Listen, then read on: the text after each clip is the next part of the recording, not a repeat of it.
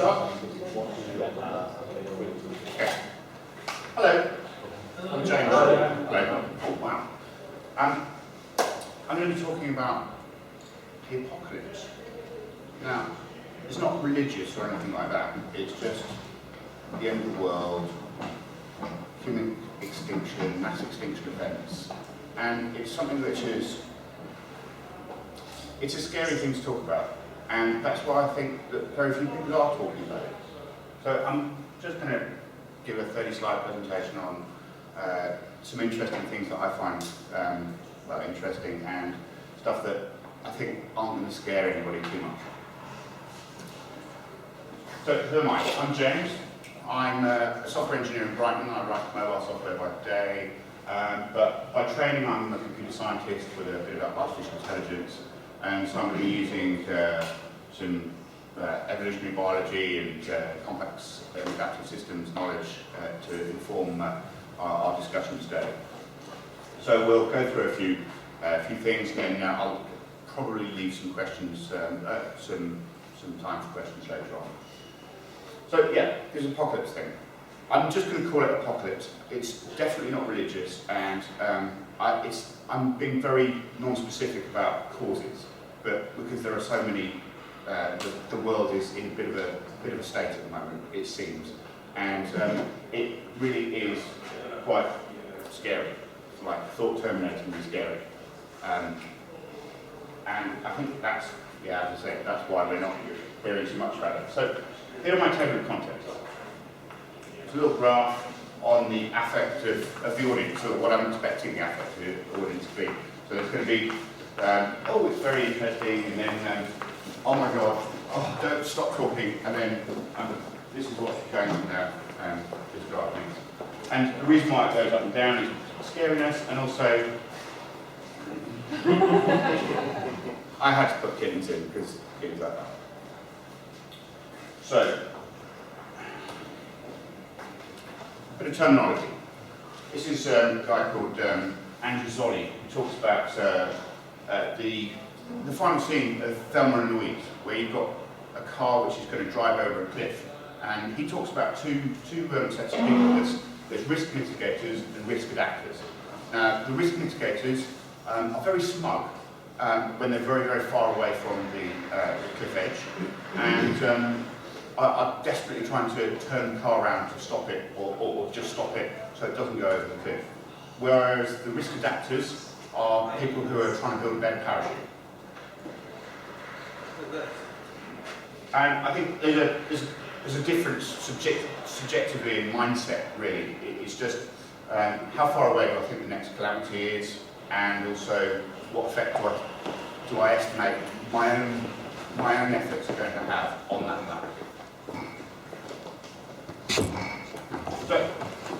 So here's some threats. I've gone through IMDb and just picked out a load of tags and put funny names on them, and this is what the movie industry thinks is going to be the biggest problem. Now, sci-fi, yeah, it talks about the current and what's actually society's afraid of right now.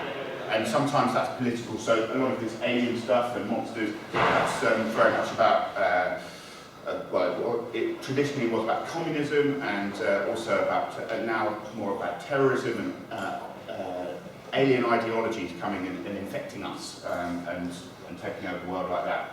But you've also got things like machines with Skynet and the Matrix and what have you, and lots of things. But the things that I'm most interested in are probably disease, so outbreak in 12 monkeys, and also climate change. So this is what the science reckons that is going to cause the end of the world. One of these, and nobody's quite sure which one it is, but it could be. It gets unpredictable quite quickly here. Can you see it back? Cool.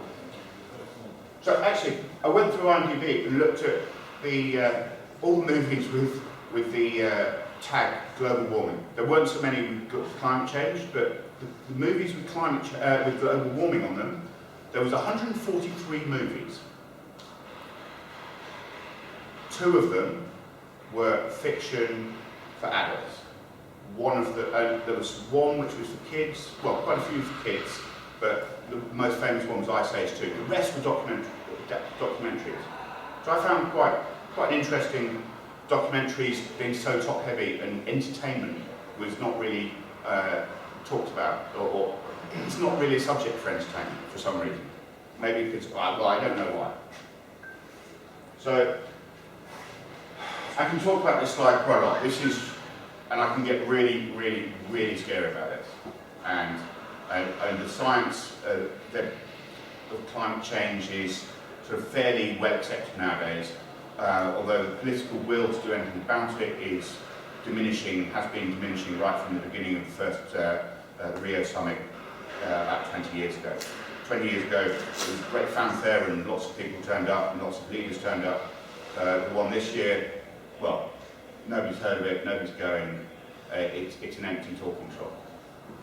So the political will is gone. Global pandemic, SARS, bird flu, that sort of thing. Yeah, that's kind of, well, it's only a matter of time, so the science says. So evolution is an extremely strong but slow-acting thing, and some kind of recombination with a very rapid-spreading but relatively lethal disease is going to be a certain worry in the next few years. And science goes back. This is, well, we're not entirely sure about this, but the great grey goo scenario where nanotech comes up with something which doesn't quite work first time and it ends up eating the world. So everybody feeling better? Good. I'm going to probably show you some of these, and by the end of it, you'll probably associate these cute pictures with the feeling of dread. You'll thank me for it later. So, these guys have changed my thinking. These are my kids.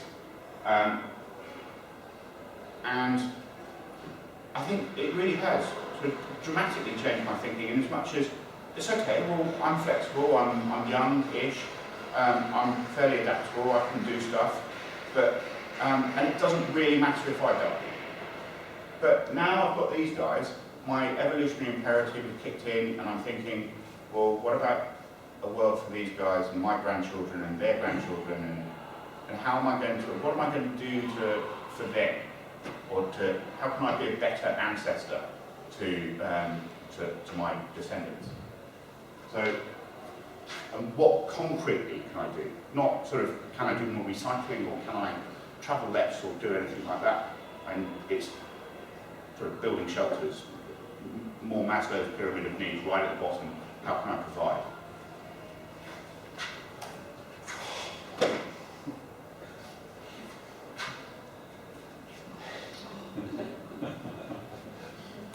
Okay. So this guy, Joseph Tainter, this is a seminal work in anthropology called The Collapse of Complex Societies. Now, that was it was written in, I think, the late 70s, early 80s, and it was it's a historical book, fiction, non-fiction, I beg your pardon. It's a university textbook, and it goes and tries to explain the collapse of the Western Roman Empire and the Chaco culture and the Mayan civilization. And it talks about highly differentiated societies with information processing and specialized roles of people, and problem solving by the society always leads to an added layer of either bureaucracy or just increased complexity in the society. And as the problems grow and society increases in complexity, you get diminishing return in investment. So you're spending more, getting more and more complex, but actually solving less and less. And eventually it collapses under its own weight. Now the thesis was that you can it's not really one event that causes the civilization to be wiped out. It's the response to a particular event. And historically, you're very good at dealing with events you've coped with, but you're not good at dealing with new events. So that's an observation bias. So it's a type of selection bias. And at the end of the book, he was talking very much about the globalised modern world is susceptible to the same things, to the same stresses that brought other older societies to ruin. And yeah, it's a single catastrophic event. It doesn't really matter what it is, it's the response to that. So the response is, well, the failure response is what's called cascading failure. Certainly in modern society, where you've got infrastructures which are intermeshed. So you have a rail network, and a road network, and on top of that you've got food networks, and you've got power and energy, well, all these sorts of things, and they're all sort of very heavily interconnected, very meshed together. And what happens when the road network stops functioning, or what happens when water stops coming out of the pipes, for example? What happens when the lights go out? So, and the idea comes from many different fields actually, but the one I like most is looking at the city as an organism. How does a city survive when a crucial bit of, say, how does an organism survive without blood, or the blood flow stopping? It dies, because it's not the stopping of blood, it's the stopping of blood to the brain. So, yeah. So, a couple of case studies for that. UK fuel protests. This is in 2000, I guess everybody remembers that. It happened over 5 days, and it started with a load of people protesting about the cost of fuel and how expensive it was. So a group called Farmers for Action decided to blockade the ports and the refineries. And one of the biggest one was near here, Stanlow oil refinery over on the Wirral. Staggering. It was just miles and miles and miles of tractors and HGVs and combine harvesters and goodness knows, just blocking the exit of these tankers coming out. Really. So what happened? Well, panic buying fuel started, and then once road network started emptying because nobody could get fuel, including the very truckers that were protesting. So the food was not getting delivered to supermarkets, and so you had panic buying food. Supermarkets were rationing food, and there were reports of they were going to be running out of food within a few days. The NHS was on red alert. The government said, right, we're going to prioritise delivery of fuel, the little fuel that's coming out to the hospitals, but unfortunately that was great for generators for the hospitals and ambulance, but they didn't think about getting staff to hospitals, so not just doctors and nurses, but also cleaners and porters. And so very quickly the health, is a network, the system very much ground to a halt and was on skeleton staff. And many schools closed as well.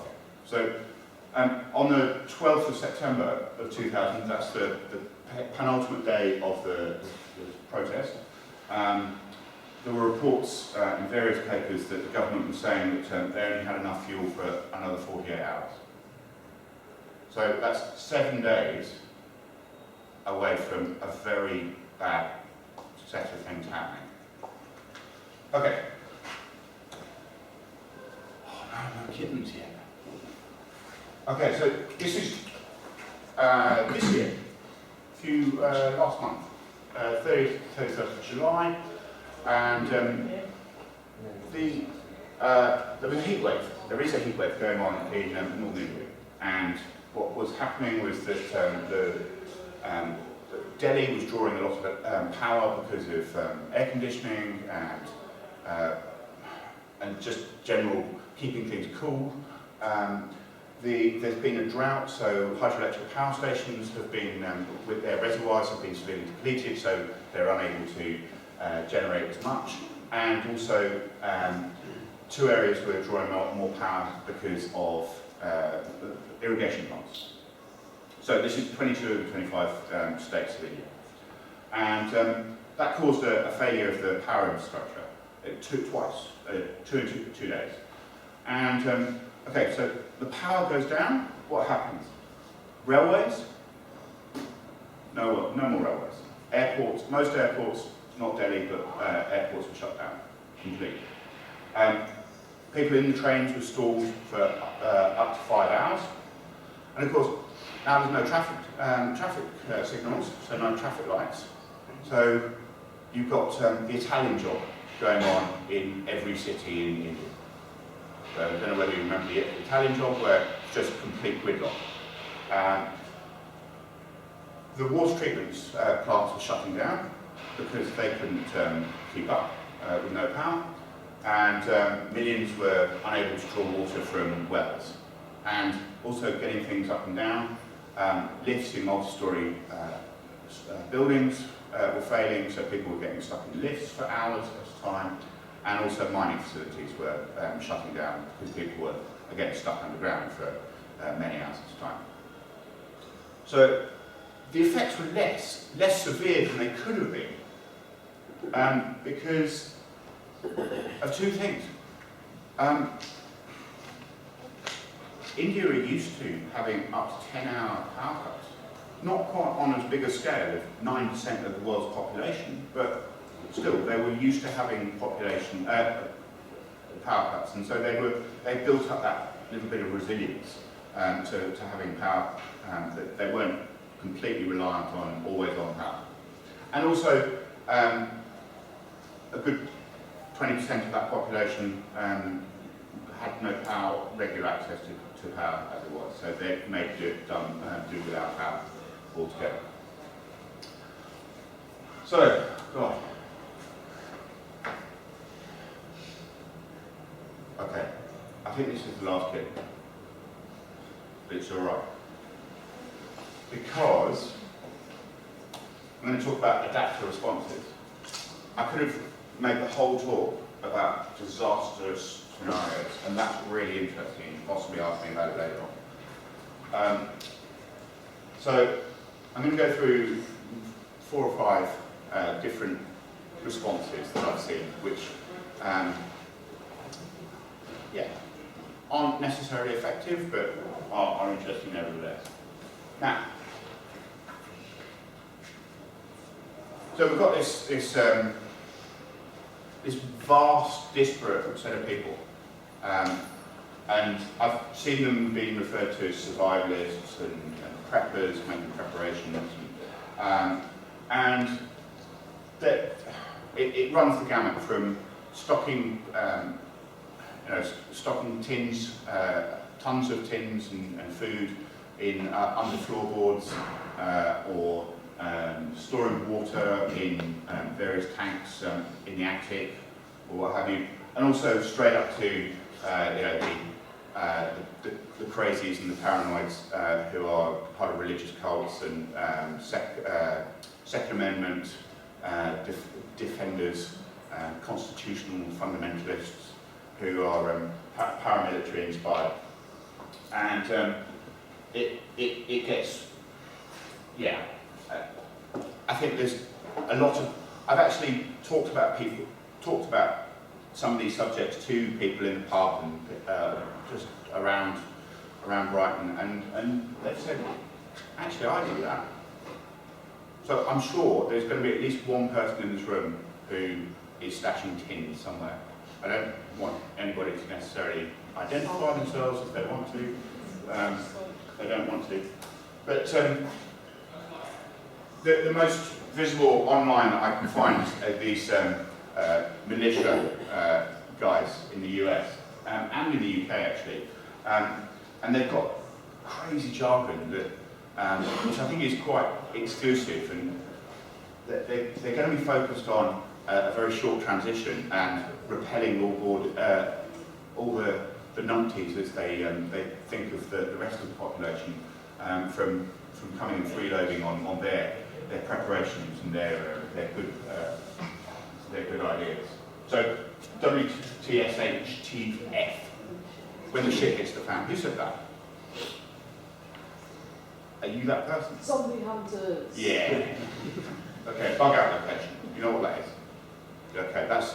I'm living in the city. The shit has just hit the fan. I jump in my car and go to my bug out location, and that's where I'm going to go and live for, well, the rest of the days. And each pack is. I'm never coming home. I'm never coming home. So yeah, that's there's some great sites that deal with just how to pack an inch pack.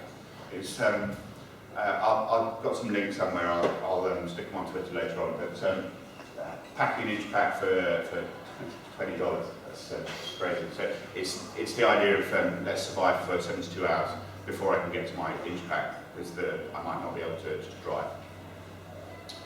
So the next one is a bit more positive, and I've collected these in a group which I'm calling Transition Towns. Transition Towns is a real thing. It was started in Ireland, but now they're sort of global headquarters in Totnes, and they're very much focused on self-sufficiency in the home. So putting permaculture, gardens, and growing, sort of turning every living space that you can possibly find into some way of growing food or doing something which is increases your self-sufficiency. So food, of course. Sorry? Fuel, fibre, everything. Yeah, rainwater harvesting, solar panels, yeah, everything you need. And it's a lot more community-based. So there's this emphasis on food feet rather than miles. So it's come from my next door neighbour, and there's quite a few local currencies which are sort of the Totnes pound, the Totnes pound, the Brixton pound. This is the Brixton pound here, Lewis pound. And this quote here is from the Transition Town website, which is. Do you want me to read this out? Do you want me to paraphrase it? I'll read it out. By shifting our mindset, we can actually recognise the coming post-cheap oil era as an opportunity rather than a threat, and design the future low-carbon age to be thriving, resilient and abundant, somewhere much better to live than our current alienating consumer culture based on greed, war and the myth of perpetual growth. So these guys are obviously focused on peak oil, a little bit anti-consumerist, but not too much. And in the background, this is the Brixton pound, which I really like. They've got their own denomination and their own crazy names. So the next one, I really like this project. This is, you might have come across this actually. It's open source ecology. It started with a Polish guy, I can't remember his name unfortunately, a PhD, came out of university with a PhD in astrophysics and realised nobody wanted somebody with a PhD in astrophysics, so he decided to do something that was actually useful, which was design, build, document the designs for 50 of the most important machines for building a village. So it's got a tractor, a 3D printer, a brick machine, a power cube, windmill, sorts of things. So here's his tractor. I think this is Mark III of his tractor design. And this is all documented online. The idea is that you can go and get a DVD and get all the skills from a single DVD, but also it's all on a wiki. So how are you going to get power for your computer? It's not really focused on post-apocalypse, but it's more about about maintaining the minimum level of civilisation to have a safe, secure lifestyle. Thank you, yes. And he's got a subset which is the global, the Civilisation starter kit, which is 4 of the machines which are sort of precursors to the other 50. So go and check that out, it's brilliant. Okay.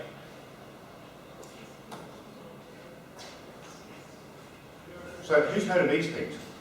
George Guidestones, right. This is the American Stonehenge, apparently. That's what they sort of dubbed themselves on. And this is in Elton, Georgia. They're 20 feet high, and they're placed in astronomically significant ways, which I'm not going to tell you about because I don't know. And they've got 10 commandments on them, written in 8 languages. The cool thing about them is no one knows who commissioned them. They were commissioned anonymously. Guy walks into the granite mill and gives a pseudonym and gives specific instructions, pays and then disappears. And this is the result. And this is the English for them, but they're in Arabic, Greek. I knew I shouldn't have been numerics to language because I wouldn't remember.